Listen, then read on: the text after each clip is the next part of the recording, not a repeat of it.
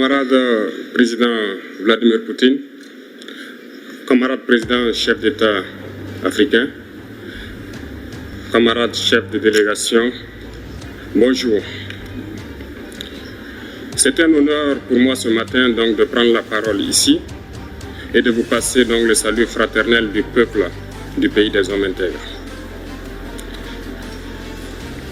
C'est aussi le lieu pour moi, avant tout propos, de rendre grâce à Dieu, Dieu Tout-Puissant qui nous a permis de nous réunir ici ce matin en bonne santé pour parler de l'avenir et du bien-être donc de nos peuples. Je m'en vais m'excuser auprès des anciens que je pourrais vexer dans mes propos à venir. L'africanité oblige, les droits d'aînesse, je me dois de m'excuser. Camarades, j'ai quelques questions donc de ma génération, mille et une questions qu'on se pose. Mais nous n'avons pas de réponse. Et il se trouve qu'ici, nous pouvons laver donc notre linge sale parce qu'on se sent en famille. On se sent en famille en ce sens que la Russie est une famille aussi pour l'Afrique. C'est une famille parce que nous avons la même histoire. La Russie a consenti d'énormes sacrifices pour libérer le monde du nazisme pendant la Seconde Guerre mondiale. Les peuples africains, nos grands-pères, ont été déportés de force aussi pour aider l'Europe à se débarrasser du nazisme. Nous partageons la même histoire en ce sens que nous sommes les peuples oubliés du monde. Qu'ils soient dans les livres d'histoire, dans les documentaires ou films, on tend donc à balayer le rôle prépondérant qu'a joué la Russie et de l'Afrique dans cette lutte contre le nazisme.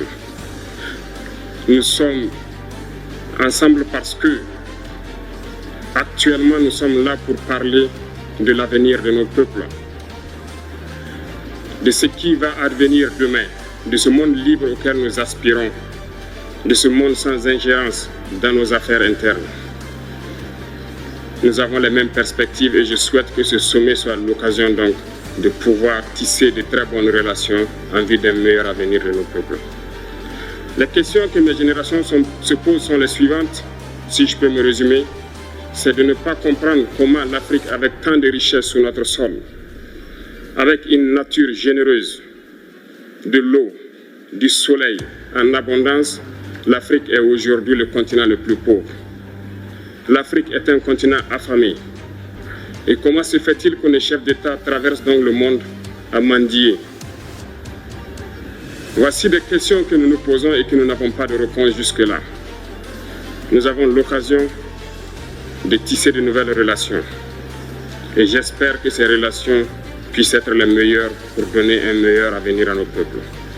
Ma génération me charge aussi de dire que, par ce fait de pauvreté, ils sont obligés de traverser l'océan pour essayer de rallier l'Europe. Ils meurent dans l'océan.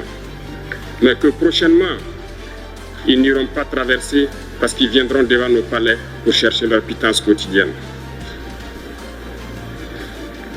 Pour ce qui concerne le Burkina Faso, aujourd'hui nous sommes confrontés depuis plus de 8 ans à la forme de manifestation la plus barbare, la plus violente du néocolonialisme, de l'impérialisme. L'esclavage qu'on tend encore à nous imposer. Nos dévanciers nous ont bien appris une chose. L'esclave qui n'est pas capable d'assumer sa révolte ne mérite pas que l'on s'apitoie sur son sort.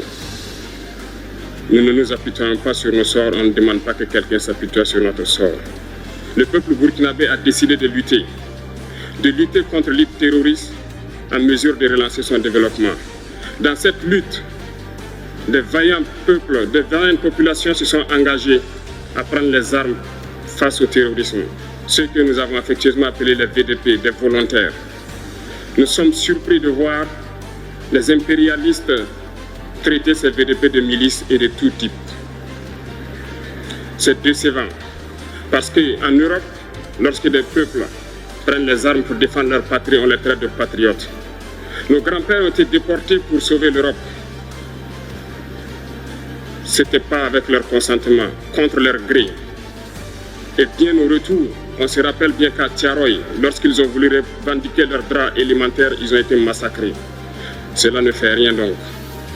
Lorsque nous, peuple, nous décidons de nous défendre, on nous traite de milices. Mais là n'est pas le problème.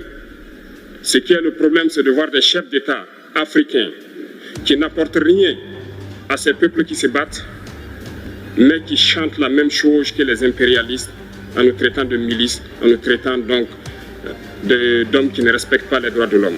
De quels droits de l'homme parle-t-on? Nous nous offusquons contre cela et c'est honteux. Il faut que nous, chefs d'État africains, nous arrêtons de nous comporter donc en marionnettes qui dansent à chaque fois que les impérialistes tirent sur les ficelles. Hier, le président Vladimir Poutine a annoncé donc l'envoi de céréales en Afrique. Nous sommes bien contents. Nous lui disons merci pour cela. Mais aussi, c'est un message passé à nous, chefs d'État africains, parce qu'au prochain forum, nous ne devrons pas venir ici sans avoir assuré, pour ceux qui ne connaissent pas la guerre, l'autosuffisance alimentaire de nos peuples. Nous devons prendre l'expérience de ceux qui ont pu déjà atteindre cela en Afrique, tisser de bonnes relations ici et tisser de meilleures relations avec la Fédération de Russie pour pouvoir assouvir les besoins de nos populations. Je ne serai pas peut-être long, le temps imparti est très court. Nous sommes obligés de nous arrêter à un moment donné. Mais je voudrais terminer en disant que nous devons donc rendre hommage à nos peuples qui se battent. Gloire à nos peuples, dignité à nos peuples, victoire à nos peuples. La patrie ou la mort, nous vaincrons. Merci, camarades.